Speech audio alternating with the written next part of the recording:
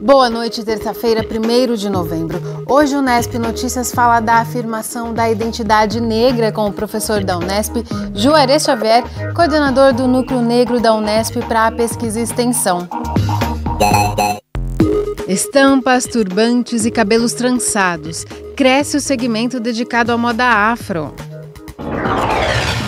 Alunos ocupam 2 escolas estaduais em Bauru contra a PEC 241 e a medida provisória que reforma o ensino médio.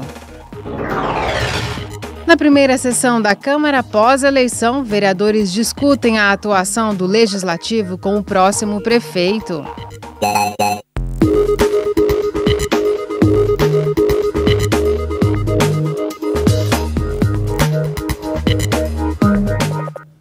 No início da noite de ontem, estudantes ocuparam a Escola Estadual Luiz Castanho de Almeida, na Vila Falcão, em Bauru. Hoje pela manhã, mais uma escola estadual foi ocupada, a Guia Lopes, na Vila Dutra. Os alunos protestam contra a PEC 241, que congela os gastos do governo federal, e a medida provisória que reforma o ensino médio. Hoje cedo, cerca de 80 estudantes ocupavam a Escola Estadual Guia Lopes. Eles são contra a proposta de emenda constitucional que estipula teto para os gastos públicos pelos próximos 20 anos, a chamada PEC 241. Também se manifestam contra a reforma do ensino médio, publicada como medida provisória no mês de setembro pelo governo federal. Segundo o movimento estudantil, outras escolas da cidade devem aderir ao movimento durante esta semana.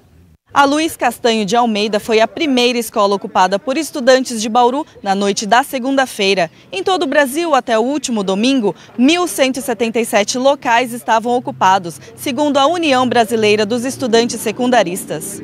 O objetivo da manifestação é levar a discussão sobre a PEC 241 e a reforma do ensino médio para toda a população e tentar impedir que essas medidas sejam aprovadas no Congresso.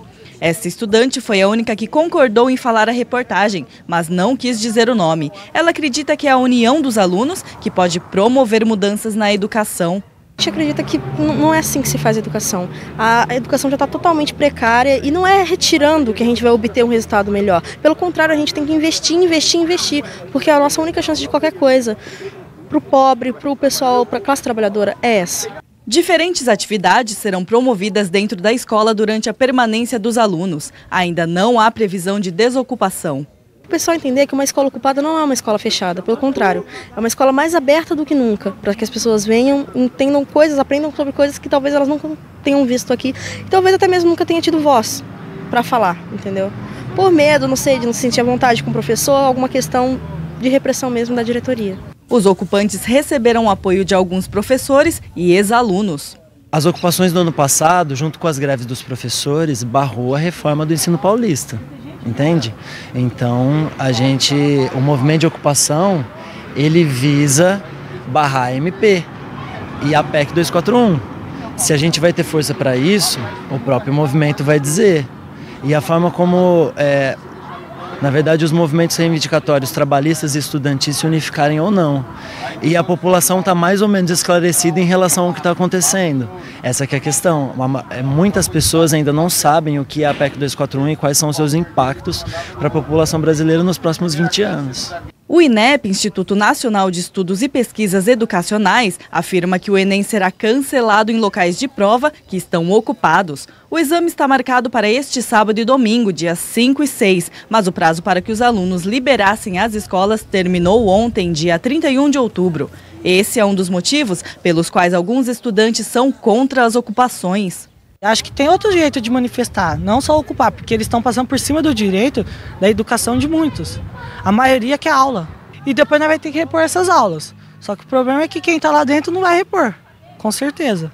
Por questões de segurança, o INEP não divulga os locais de prova, mas a reportagem do Unesp Notícias apurou que o exame em Bauru não será realizado em escolas públicas, apenas em universidades. A direção das 2 escolas registrou o boletim de ocorrência assim que os prédios foram ocupados. E neste momento a Polícia Militar está nas 2 instituições negociando a saída dos alunos. Você vê aí imagens dos policiais na Escola Estadual Guia Lopes. A polícia exige a saída com o argumento de que os manifestantes invadiram um prédio público. Nossa produção apurou que na escola Luiz Castanho a situação é a mesma. Policiais e alunos negociam a desocupação do prédio. A gente fala agora de política. Na primeira sessão da Câmara, com o próximo prefeito de Bauru já definido, vereadores fizeram um balanço de como deve atuar o Legislativo no novo cenário político. A primeira sessão da Câmara, realizada após o resultado das eleições, teve um expediente tranquilo. Vereadores de situação e de oposição discutiram o resultado das urnas, apontaram erros e acertos e desejaram um bom andamento dos trabalhos ao prefeito eleito. Na tribuna, a palavra foi aberta por Raul Gonçalves, candidato que disputou a prefeitura no segundo turno. Apesar da derrota, Raul ficou satisfeito com o resultado e vai acompanhar o trabalho da administração pública nos próximos anos. É claro que entramos na campanha para ganhar, né? Não foi possível, mas conseguimos sair de 3% no início do primeiro turno. Avançamos para o segundo turno, né? De qualquer forma, eu espero que o prefeito que foi eleito, que já inclusive militou junto com a gente no Partido Verde, possa ter as condições de pelo menos atender parte das propostas que nós fizemos. Porque essas propostas representam aí uma parcela da população da cidade, né, que esperava que a gente fosse realizá-las. A Câmara Municipal de Bauru conta com 17 vereadores. Entre os eleitos, 8 são da coligação de Gazeta. Outros 5 declararam apoio a ele ainda durante a campanha do segundo turno. Os 4 restantes também devem apoiar o prefeito eleito.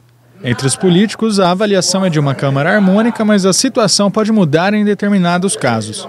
Eu estou ao lado do prefeito eleito Clodoaldo Gazeta, por conta dos compromissos que ele assumiu em relação ao que ele pretende fazer na cidade de Bauru. Se ele se mantiver fiel a isso, vai encontrar em mim um apoio entusiástico, vai encontrar em mim uma pessoa que vai colaborar para isso. Se ele se desviar desse caminho, que eu espero que não aconteça, peço a Deus que não aconteça, ele vai encontrar em mim o mesmo crítico que existe hoje em relação ao governo Agostinho. O PV, partido que encabeçou a oposição no segundo turno, elegeu 2 candidatos. Para o vereador e presidente da sigla Natalino da Silva, os postulantes têm liberdade na votação dos projetos. A intenção realmente é de fazer uma boa política, fazer com que realmente a cidade flua. Quando tiver que cobrar, nós vamos cobrar, mas quando tiver que realmente, de fato, ser favorável naqueles projetos que vêm, né, a nos acalentar a qualidade de vida da nossa cidade, não tem por que dizer não. Mesmo porque realmente é a ótica do partido, né? Nós estamos aqui para dar uma resposta, né, importante para a comunidade, naquilo que a comunidade realmente tem nos solicitado.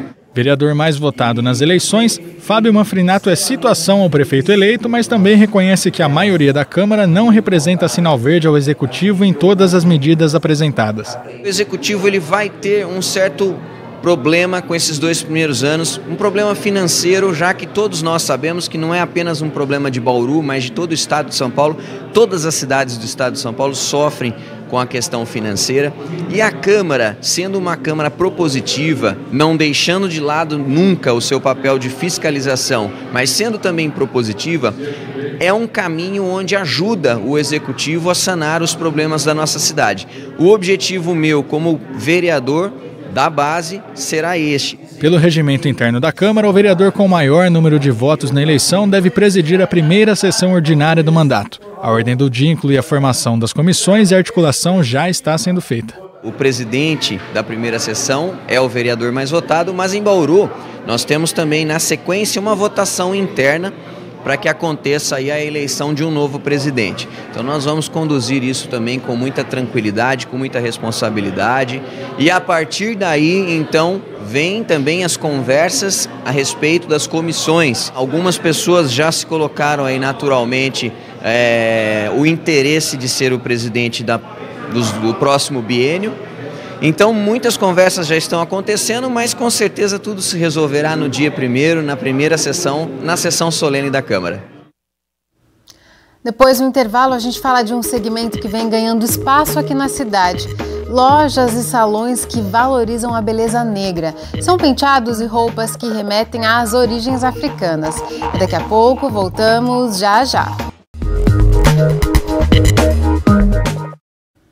Voltamos e vamos saber como fica o tempo amanhã, feriado do Dia de Finados. São esperadas 17 mil pessoas nos 5 cemitérios da cidade e a previsão é de chuva. Veja os detalhes no mapa.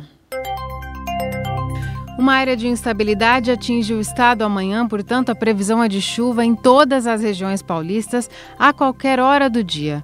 Em Bauru também devemos ter chuva nesta quarta-feira, principalmente à tarde. Agora a umidade do ar é de 54%. Os ventos sopram a 7 km por hora. Hoje a temperatura variou entre 18 e 28 graus. Amanhã a mínima prevista é de 20 e a máxima de 30 graus. A gente fala agora de um segmento que vem ganhando cada vez mais espaço, o de moda afro. Mas é por um motivo que vai muito além de uma tendência. Usar tranças, turbantes e acessórios que remetem à cultura africana é uma afirmação da identidade negra. Trançado lateral, moicano e trança kids. São penteados que reforçam a identidade negra e estão ganhando cada vez mais adeptos. E este Salão de Bauru tem se especializado nesse tipo de serviço. A dona, Bruna, chegou a ser apelidada de Rainha das Tranças, o que já entrega que ela é uma referência na área. Abriu o primeiro salão há 7 anos e desde então vive um sonho. Gostava muito de black music e eu vi alguns vídeos, alguns clipes de música internacionais e eles tinham, os artistas dos Estados Unidos usavam trança, Ray Kelly, dentre outros. E aí eu queria aprender, eu queria fazer em mim. E aqui em Bauru, até então, não tinha pessoas conhecidas que fizessem esse tipo de trabalho. E na época eu não tinha, não tinha grana, eu era criança, tinha 12 anos. Foi quando eu fiquei querendo tanto que eu sonhei que eu estava trançando o cabelo. Aí minha prima dormia de final de semana em casa, enfim. Aí eu treinei nela e saiu a trança no qual eu havia sonhado. E desde então eu nunca mais parei. E o trabalho tem dado resultado. Além dos clientes de Bauru e região, o salão já recebeu pessoas de outros estados e até de outros países. Entre tantas pessoas e cabelos, uma história marca a carreira dela.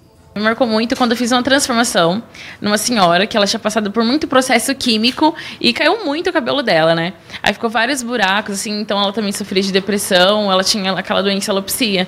E aí eu fiz uma transformação no cabelo dela e uma maquiagem, enfim, ela ficou linda, linda. E aquilo me marcou tanto que ela foi tão grata, assim, a mim, que me marca ainda até hoje esse dia dessa transformação que a gente fez nela. Diante da fama do salão, a Michele decidiu apostar em um novo visual. Influenciada por artistas, por anos a fio, ela recorreu a chapinhas e usou produtos químicos para alisar os cabelos. Mas depois que se descobriu, tudo mudou. No começo, para todas as meninas que querem mudar, é um pouco difícil, porque já está acostumado com um tipo de cabelo, de repente querer fazer uma transição para um outro tipo de cabelo é um pouco mais complicado, a gente acha que não vai dar certo. Mas dá certo sim, o sentimento é muito legal quando você descobre que seu cabelo é um poder, é uma coisa reverenciada, é uma coisa bem legal de se ver. Todo mundo adora, faz sucesso onde você chega, é bem legal. Para proporcionar essa sensação às clientes, nada como ter alguém no salão que conheça a fundo a cultura negra. A Adélia Angolana está no Brasil há 2 anos. Ela veio para estudar recursos humanos e já está enraizada no país. Seguiu a tradição das mulheres da família e hoje trabalha criando penteados que trazem as tendências das terras africanas. Lá é um pouquinho diferente daqui, mas eu tenho notado que aqui também estão a aprimorar consoante as tranças. E lá é mais assim, a trança solta, a virada, que é diferente, que aqui chamam trança arraizada. E tem o escama, que aqui não se encontra. E lá as mulheres são mais atualizadas em tranças mesmo, é mais trança do que qualquer coisa. Apesar de negros e pardos serem a maioria da população, faltam nas ruas estabelecimentos que valorizem a cultura afro. Por isso, outro segmento em expansão é o de moda. Grace percebeu o gargalo e decidiu investir numa loja desse tipo. A inspiração veio de turbantes que ela fazia para as amigas. A loja de moda afro-feminina, ela acaba tendo uma representação, uma referência para a mulher negra e mestiça, né? Porque aqui no caso em Bauru existe bastante lojas moda afro-masculina. Só que quando é para mulher não tem. Então, através dos brincos, turbantes, vestidos e macacão, ela acaba sentindo-se empoderada e acaba elevando a autoestima dela. Então, essa é a importância da loja, melhorar a autoestima da mulher negra. Há um mês no empreendimento, a proprietária vê as cores e variedades refletidas na reação das clientes. Eu percebo na expressão da pessoa ao comprar a mercadoria que ela fica feliz, e eu sempre ouço assim: nossa, encontramos uma loja das nossas, que acabam na cidade, em outros lugares, não tem uma moda que representa aquela pessoa, aquela realidade ou aquele gosto. Então as roupas com estampas étnicas, os brincos e turbantes acabam fortalecendo aquela identidade da mulher. Então a expressão delas acabam dizendo que elas saem daqui satisfeitas. Com peças personalizadas e estampas desenhadas pela própria Grace, quem vem à loja sai daqui transformada. Maravilhosa, me sentindo poderosa, não tem explicação. No próximo bloco, a gente continua a falar da afirmação da identidade negra com o coordenador do Núcleo Negro da Unesp para a Pesquisa e Extensão, o professor Juarez Xavier. Voltamos num instante só.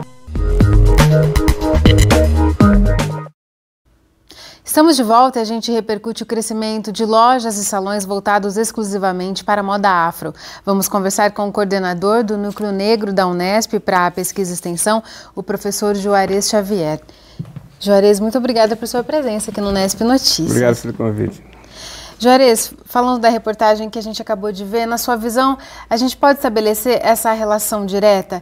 Esse segmento vem ganhando espaço, ganhando força, porque há um empoderamento dessa população, um reforço da identidade negra? Sim, é um ciclo longo.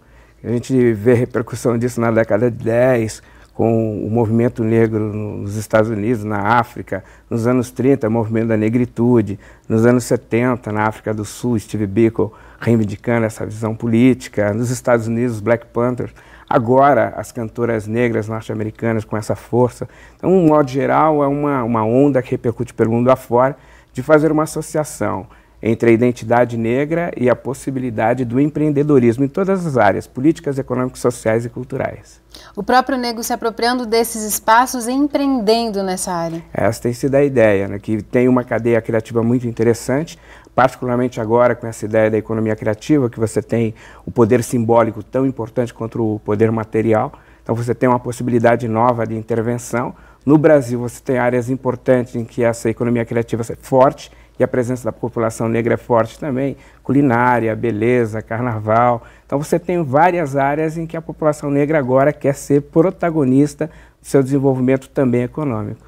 E no caso das mulheres especificamente, esse processo de assumir a beleza negra, assumir os traços naturais, parar de alisar o cabelo, tem a ver também com as questões do feminismo? Elas chegam juntas e dando esse poder para que essa mulher se sinta bonita assim como ela é? Tem um histórico. Na África, de modo geral, as sociedades são matriarcais e parte dessa cultura chegou ao Brasil. Então a mulher negra é o polo mais dinâmico da reconstrução da identidade negra no Brasil.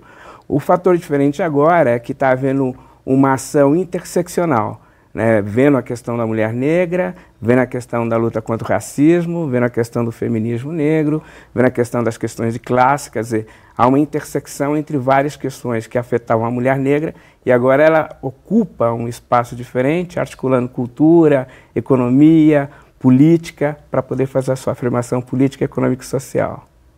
E esse espaço que a população negra ganha, de certa forma não, ele vem incomodando principalmente uma sociedade muito conservadora, que parcela dessa sociedade não esconde o preconceito, os preconceitos estão cada vez mais desvelados.